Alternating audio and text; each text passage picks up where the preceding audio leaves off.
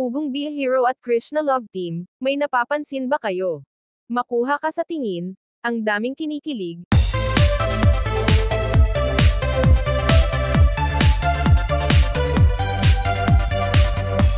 Mga kababayan, isang mapagpalang araw, saang sulok man kayo ng mundo naroon, laging mag-ingat lalo na sa panahon ngayon na maraming trahedya, at laging magdasal na ilayo sa anumang kapahamakan. Sa upload ni Pugong Be a Hero, sa love team nila Pekeng Bombay at Krishna, ang daming nag-aabang, ang dami ring kinikilig. Magaling din si Krishna umacting, si Pekeng Bombay naman medyo mahiyain siya, pero nadadala siya ni Krishna. At marami ang nag-aabang sa kanilang tambalan, kaya inaabangan talaga namin pag may bagong upload si Pugong Be a Hero.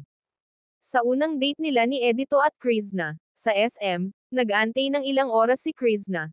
Nagutom sa kakaantay kay Edito pero hindi siya dumating. Nag 10 o'clock na lang ng gabi, hindi pa rin dumating. Kawawa naman si Krishna, pinag-antay talaga tapos hindi naman sinipot. Buti na lang dumating si Sir Paul at may dalang bulaklak. At nakaporma pa, ang daming nagulat, date nila Edito at Krishna, biglang si Pugong Be a Hero ang dumating at ang daming kinilig. Kahit senior citizen na, sino ba naman hindi kikiligin sa Chris, Pao Love Team? At marami din nakapansin sa mga ngiti ni Sir Paul ay kakaiba. Maaliwalas ang kanyang mukha, masaya siya, noong upload niya sa pagpunta nila sa airport ng Davao, iba ang aura ng mukha. Yan ang nakikita ko sa kanya. Masaya siya pagkasama si Krishna. At hindi lang ako ang nakapansin, maraming mga viewers niya lalo na yung mga nakasubaybay sa mga vlog ni Pugong Be a Hero. Pansin talaga na masaya si Sir Paul ngayon, sabi pa ni Pugong Be a Hero noong una niyang nakita si Krishna.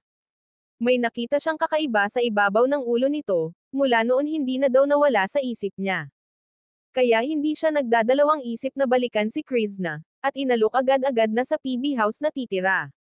Sa tagal na ni Pugong Be a Hero nag-vlog, at marami na ring mga natulungan, si Krishna lang ang kinuha niya agad. Sayang din si Krishna kung mag-uuling lang ang trabaho niya.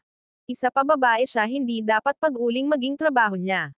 At nagkwentuhan sila habang pinapanood sila, kahit mag-isa lang ay nakangiti lang hanggang sa natapos. Sabi nga ni Sir Paul, age doesn't matter daw, baka nasa tabi-tabi lang ang para sa kanya. Naman Sir Paul, ang galing din umacting, ang mga binibitawan niyang salita ay may aral din, hindi lang basta-basta ginagawa nila. May matutunan din tayo, sana nga, sa totoong buhay tutuhanan na rin para may lahi naman ang kapugian ni Sir Paul. Ang gagaling din umacting nila Ralph, parang maasar ka na matatawa sa kanya. Siya ang madam na kontrabida, si Junjun at Melvin naman artista na rin. May kanya-kanya silang papel na ginampanan, at magaling din sila umacting. Gusto ko yung suot niya bilang waiter, may malaking sombrero. Kapanahunan ng Kastila ang style, ang view ang ganda din, SM ng PB House, ni Madam Yula naman parang nanay ang dating tapos marites, nakakatawa ang reaction ni Madam Yula, kaya abangan ang susunod na episode, ang pampakilig na love team ni Chris and Pao. Mapanood ang full video sa YouTube channel ni Pugong Be a Hero, suportahan natin, para mas lumawak pa ang kanyang pagtulong sa higit na nangangailangan. Maraming salamat mga kababayan. God bless everyone.